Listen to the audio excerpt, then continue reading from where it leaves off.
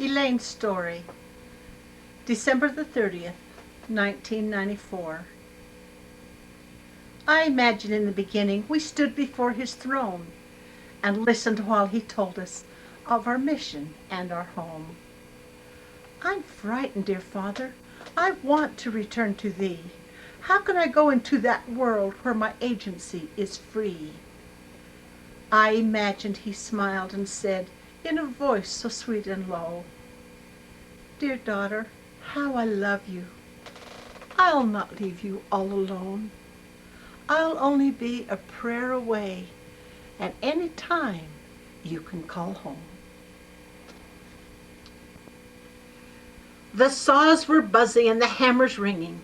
Everyone was hustling and bustling around to try to get into the new house before winter and the new baby arrived. And they made it. They moved in the first week in November. I was born to very kind and loving parents, Louis Richard and Grace Levitt Bird. Right off the bat, I had 4 sisters, Lola, Leela, Rowene, Wilma, and 2 very kind brothers, Ronald and Kenneth. I was born on November 25th, 1928, at 11 a.m. on a cold winter Sunday morning. Dr. Sam Price delivered me. When I was born, I was struggling for my life. The cord was wrapped around my neck twice, and I was dark purple, and I couldn't breathe. Grandma Bird and Dad held me over the furnace register for 48 hours to help me breathe and to help my croupy cough. Only the prayers and loving care of family and parents made my survival possible. I was a chubby baby, but you can't see my black curly hair because of the fancy bonnet. They gave me the honorable name of Jessie Elaine Bird. Elaine, meaning one of light, and in Daniel 12:3 it says, And they that be wise shall shine as the brightness of the firmament, and they that turn many of righteousness as the stars forever and ever. This is Jessie Brown. She was one of Dad's missionary friends that he was very fond of, and that's where I got the name Jessie.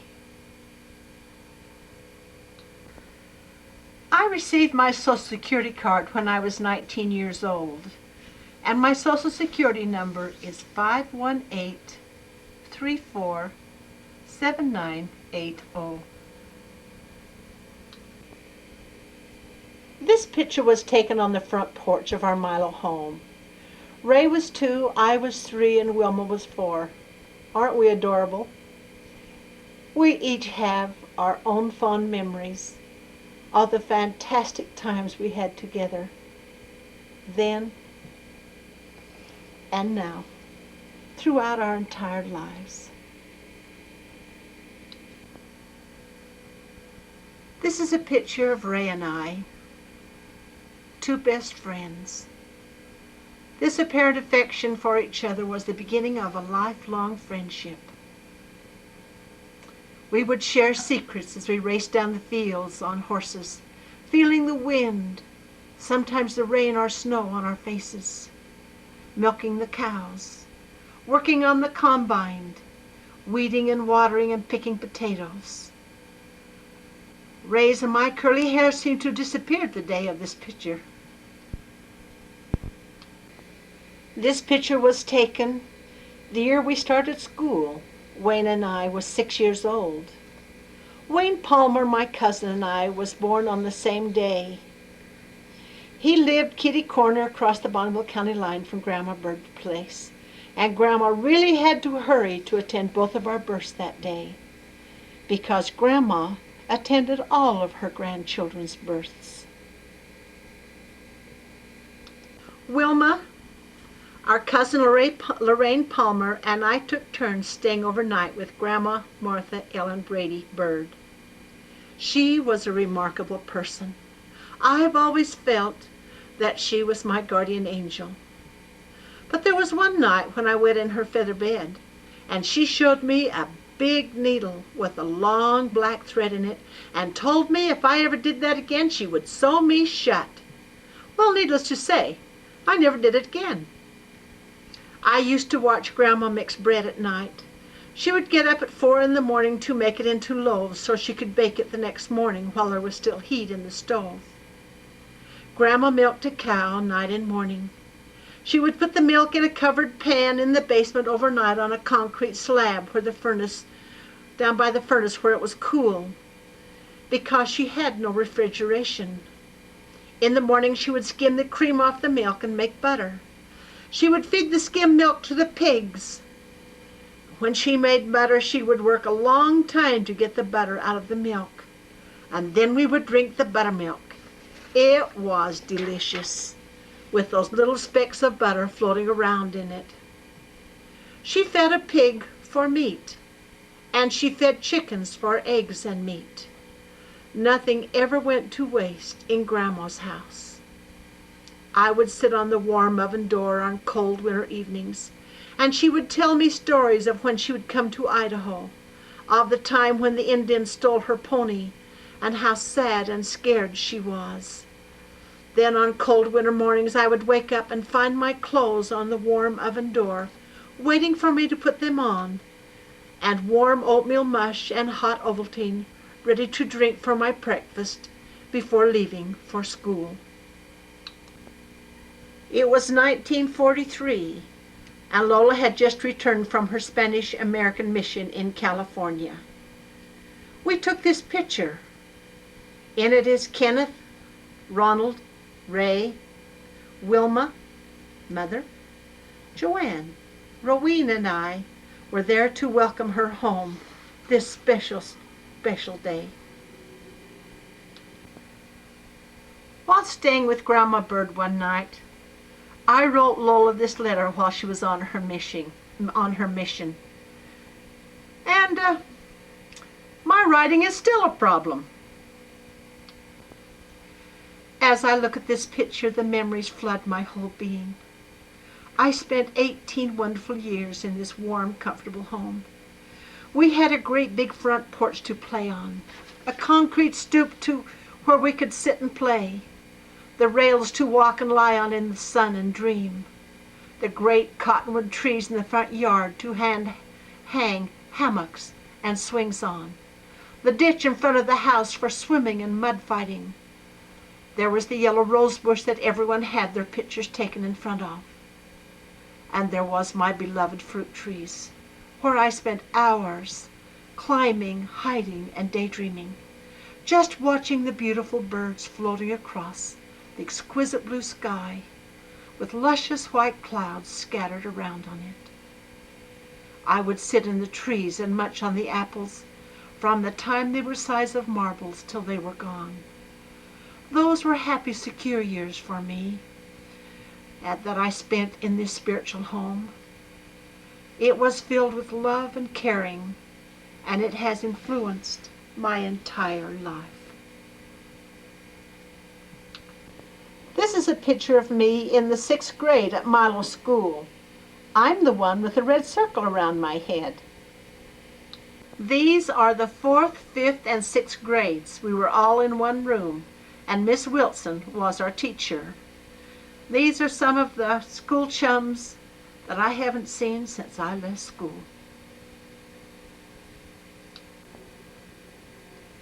Our school in Milo had 3 rooms, with 2 outhouses out in back of the schoolyard, a his and a hers. We had a bench with a long-handled dipper and a bucket of water that had been dipped out of the ditch for drinking. We had a single wash basin with 1 towel for everyone to wipe our hands on. We had a pot-bellied stove in each room for heat. The teacher would put a big pot on the stove with hot chocolate or hominy or chili for lunch.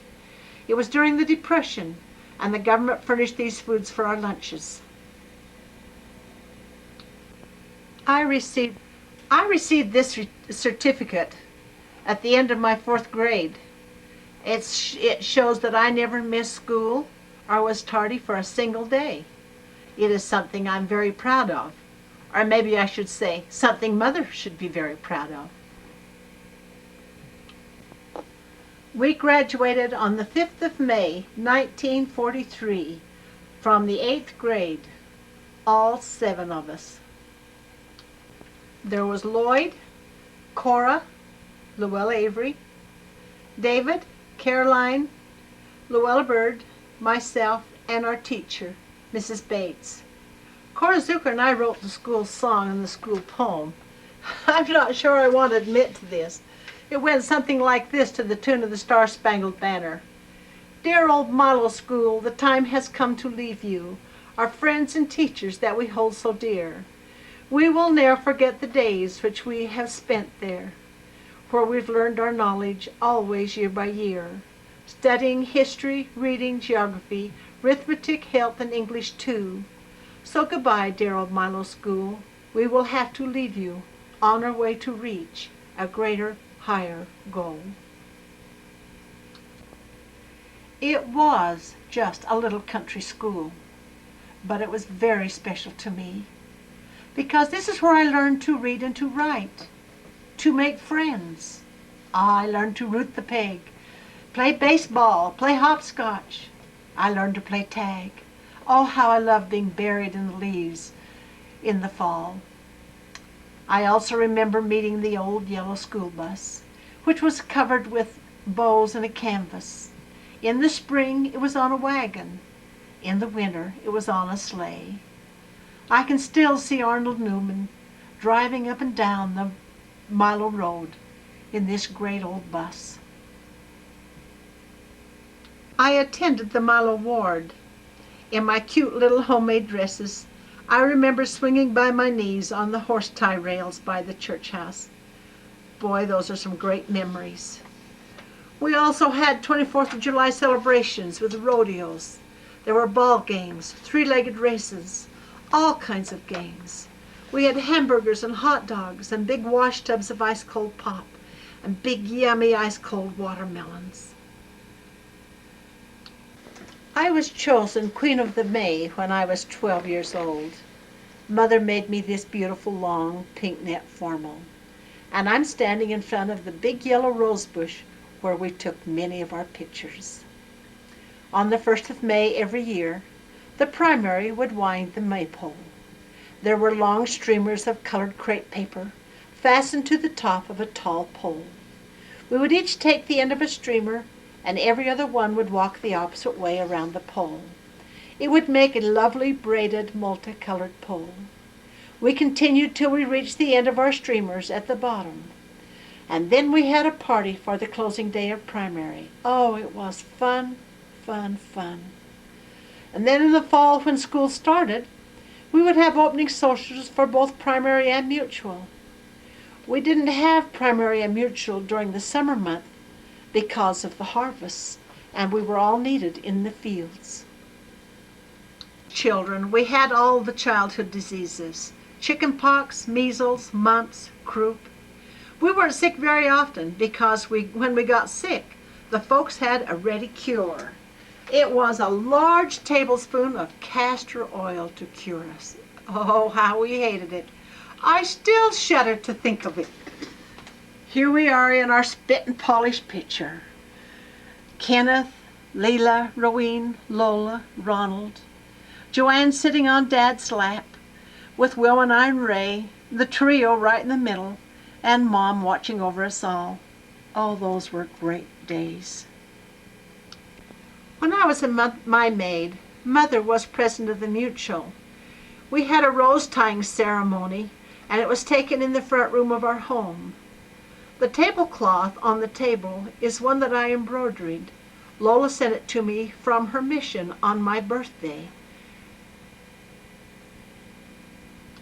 Those of us in the picture are Arlene Coles, Cora Zucker, Anna Jordan, Luella Avery, Mother, Karma Bean, me, Luella Bird, and Gloria Farrell. These are pictures of Wilma and I on one of our summer trips. The folks would take the Mutual girls in the back of an open bed truck to Yellowstone Park, where we would sleep in our tents. One night a bear got in the truck and ate most of our food. What he didn't ruin What he didn't eat, he ruined. On these trips we got so sunburned and windburned that we would just peel for a week. But they were great times, and when the next year come, we were all ready to go again. I hardly have a memory that doesn't include Wilma. Because we were only a year apart, most of the things we did in our growing up years, we did together. Such a dear, sweet sister. No one ever worked harder than my folks did when I was growing up. Yet they always found time to take the Mutual girls for a summer trip. They took us numerous times to Logan to do baptizing for the dead. Every Easter we would celebrate. How many times we went camping and fishing, building memories all the way. Every year after potato harvest, Mother would have a potato party for us and all our friends. We would have baked potatoes, fried potatoes, scalloped potatoes, boiled potatoes, potato casseroles, potato patties, and of course Mother always made her famous lemon pie for dessert. Dean caught her coming with his camera coming in out of the garden one day, with Rodney looking on. Dad had cattle grazing in Island Park. One summer he took Mother, Grandma Bird, Grandma Davis, Ray and I with him to check on them. We slept under the stars, and the grandmas sang, "You never miss the water till the well runs dry, and stars get in your eyes." Ray and I hiked up a mountain to a fire lookout. It was so beautiful. It just took our breath away. It seemed like you could see 100 miles, it was so clear. We stood and looked for a long, long time. On the way down, as we were running down the mountain, I ran into my first rattlesnake, and boy was I scared. It really shook me up. On the 19th of December in 1939, there were over 1,000 people in attendance at the groundbreaking ceremony for the proposed new Idaho Falls Temple. They chose one youth from each ward. I was chosen to represent Milo Ward. We each turned a shovelful of dirt for the groundbreaking. President Smith, the first president of the Idaho Falls Temple, presided over the event. Milo was a country community. It was 13 miles to Idaho Falls, 5 miles to Rigby, and 5 miles to Ryrie. So whenever the car went anywhere, it always went loaded. There were 12 of us at home at this time, and it wasn't important about who needed to go as who got in the car first that got to go. Our home was always full of love. We did a lot of things as a family, working and playing. Mother and Dad always took time to do the Lord's work, and to do it willingly. I don't remember a time when I was growing up that Mom and Dad didn't have a job working in the church, in one or maybe even two of the organizations. 17 years old, I was Sunday school secretary. This was taken upstairs in one of the Milo Church house classrooms. There were 3 of them. The basement was used for the scouts, and the main floor had a stage and a large room which was used for church, dances, parties, sports, and stage productions. Oh yeah, we also had 2 outhouses on the north side of the property. I went to Yukon High School. These were wonderful, carefree, fun, loving days. Time does strange things to us. Sometimes it's hard to remember yesteryear and the people we were, and realize how fast we were becoming the people we are. In the pep club, our goal was to impress the athletes. We learned to march some, we cheered some, but we mostly just learned to play and love basketball, baseball, and football by supporting our team. I developed a taste for sports that I still enjoy. Coach Hill was our algebra teacher. We didn't learn a lot about algebra that year. because he spent every Friday in class drawing football plays on the blackboard to help us understand the game. During PE, Coach had a dance class for the seniors to teach us how to dance, and he chose me for his partner. Boy, did I ever think I had the stuff. He was really a handsome man and a great dancer. Wow! Did I have a crush on him? I had a lead part in the student body play in my junior year. Hester Davenport taught me to love drama. I received awards in state competition for radio speaking and poetry recitation. This is where my love of drama started. Sister Davenport was a great motivator, a great teacher, and a great example.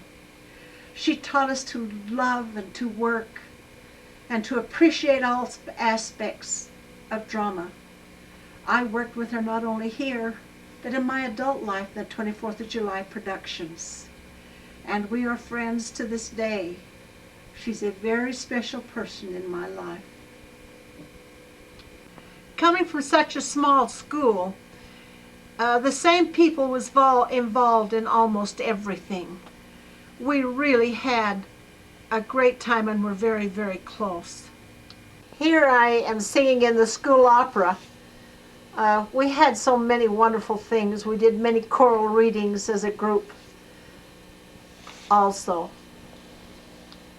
I also sang in the girls' sextet with Vonda Burtonshaw, Yvonne Stuckey, Joyce Jensen, Lulu Robinson, and Bonnie Ward.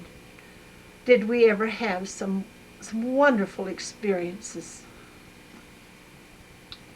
I also sang in the Glee Club, where I learned to sing harmony and learned to make many, many great friends. Music has played an important part in my life. I was very active in girls' athletics. I played baseball and basketball. To this very day, I do love to watch sports. From the sidelines, of course. I was really thrilled when they voted me secretary of the senior class my senior year. I served with Donald Hill, Leobeth Sedahl, Ray Stuckey, and Wanda Johnson. This was a great experience, and I learned a lot about people, responsibility, and commitments. This is our seminary graduation class. We graduated with Ammon and Idaho Falls High School seminaries that year because President George Albert Smith was our main speaker. His spirituality really touched me that night. He charged us with responsibility for ourselves, our country, and our church. But first of all, our families. He told us that we would not only be accountable for our actions, but for the words we used also. It was a great thrill to shake his hand that night. Our class motto for our seminary was, within ourselves, our future lies.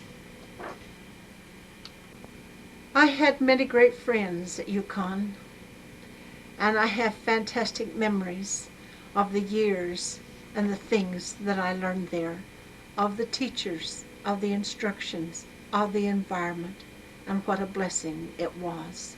Of the many friends that I had, all the friends. First there was Kramer, and boy could he sing and dance. Mr. Peterson, he worked in a potato chip factory. He took me through the factory, and that's when I learned how they made potato chips. The following year he was killed on a scout trip. Boy, what a blow. Staley from Enterprise, Utah. Man, talk about a voice. He still sings, has his own band. He was my friend from Utah, and boy, did I have a crush on him. Lloyd Campbell. He was the only boy in our elementary classes for most of my class in grade school, and all of us had a crush on him. He died as a young man. Another blow that's hard for young people to accept that it could happen to one of ours.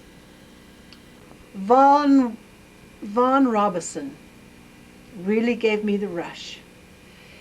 And boy, did I fall. He was a main player on the main string in basketball and in football. He played the drums in the orchestra. He had his own car, and he bought me all kinds of fun things. I eloped with Vaughn after he graduated. I was in my junior year, and he wanted me to run away and marry him. But common sense took hold, and I promised him that I would marry him after I had graduated from high school, but that it would have to be in the temple. But it just wasn't to be. I ran around with Orling Coles for 4 or 5 years. She was a lot of fun. She had a lot of energy. She was really a great gal. Crystal was a friend from Garfield. We only ran around together for a couple of years, but her family was into rodeos and horses and all kinds of this time of thing, and we really had some unusual experiences, should we say. Luella Avery was the valedictorian of our 8th grade class. A very dear friend and a great person. She's had some bad breaks and some really tough things to handle in her life. My heart really goes out to her. And this is Richard Miskin. I toyed with Richard's affections. He really liked me. He was quiet, he was really smart, he had red hair, and when he kissed me, he would always gasp and catch his breath. Aren't I terrible? Karma Bean moved into our ward when we were in high school. But she was a special gal, and we became very, very close. We were both born in November and had a lot in common.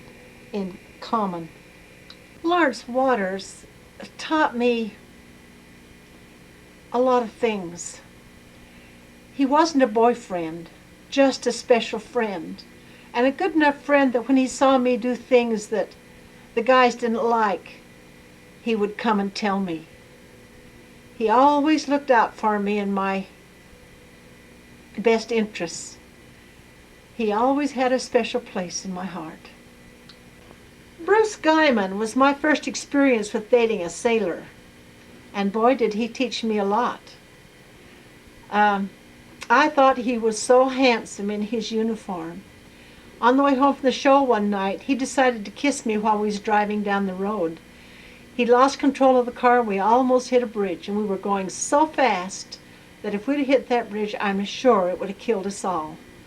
Well, that was my last date with Bruce, but it was really a scary experience. Andrus might be the one. He had a beautiful tenor voice. He was captain of the basketball team, handsome and very spiritual. I dated Ray for about 3 years. He and Vaughn both gave me their senior class rings to wear when we were seniors. Boy, did I have to be careful after that. One night I was about to break up with Vaughn and remember I was wearing Ray's senior ring. So I had to be nice and wait for the right time to give him back his rings. These are all special friends that I grew up with. One afternoon I invited 6 of my old friends down for a luncheon. This is Luella Avery, a lifelong friend. Yvonne Stuckey, my singing friend. And Luella Bird, my cousin as well as a friend. And there was Caroline Harmon. I lost touch with Caroline after we graduated in the 8th grade. We invited her, and she's had some tough breaks. And Cora Zucker, she was my neighbor. Boy, did we share a lot of confidences. And Karma, my high school friend that still is a good friend. Don Johnson was a special man in my life. I met Don when he was home on leave through a friend, and I wrote to him while he was gone in the thick of World War II. We wrote for the next year, and he wrote the most beautiful, beautiful love letters that I shared them with everyone, my friends, my mother, my family, They all couldn't wait for his letters because he wrote such beautiful letters. And then he would send me candy every week through the mail. Sugar was rationed, and we couldn't buy candy. We couldn't even make candy. But he could buy all kinds of candy in the PX, and he would send them to me, and of course I would brag a little and share them. He was a special person in my life. When he came home from the service, we became very close, and he wanted us to get married. No one could have asked for a better man. He is a very spiritual and a generous, fun-loving person. But you cannot decide who you will fall in love with. While I was trying to decide if he was to be my eternal companion, I met Dean. Maria Farrell, a friend, had a summer swimming party at Heisey Hot Springs. We had a marvelous time fooling around the pool, and all of a sudden I looked up and noticed Dean Storr sitting on the sidelines watching us. He'd arrived home from the Air Force that day, and he was still wearing his uniform. Wow! Was I impressed! Mom was waiting up for me. I had promised Don if he would give me 2 weeks, I would give him my answer about marrying him. This was the night when he came. Mom told him I was out, and he said, I guess that's my answer. I never really meant to do anything so cruel and thoughtless. It's for all of the school dances my senior year, and I had to break them all. I never dated anyone else after I went out with Dean. December 13th, 1946 was my senior ball. Dean and I were in the car listening to Bing Crosby sing White Christmas. Dean gave me an awesome kiss and told me that he loved me and asked me if I would marry him. I told him that I loved him too. I thought to myself, what took you so long? He gave me a beautiful diamond ring, and yes, it just fit. When we went into the dance that night, I was walking on air. I kept flashing my ring around for all to see. I was so thrilled. At intermission, they announced the senior sweetheart queen. The boys in the senior class had voted in secret, and nobody knew who was the queen until that night. I couldn't believe my ears when they announced, our senior sweetheart is Elaine Bird. Richard Miskin, the president of our class, was supposed to dance the Sweetheart Waltz with the newly crowned queen. He's the one I had my previous date with for this dance. Oops. We started to dance, and he asked me if the diamond on my hand was real. I assured him that it was. He danced me over to Dean and said, she's all yours. I think this is your dance.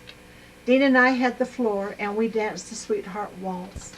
What a fine, fantastic night. Fantastic night that was.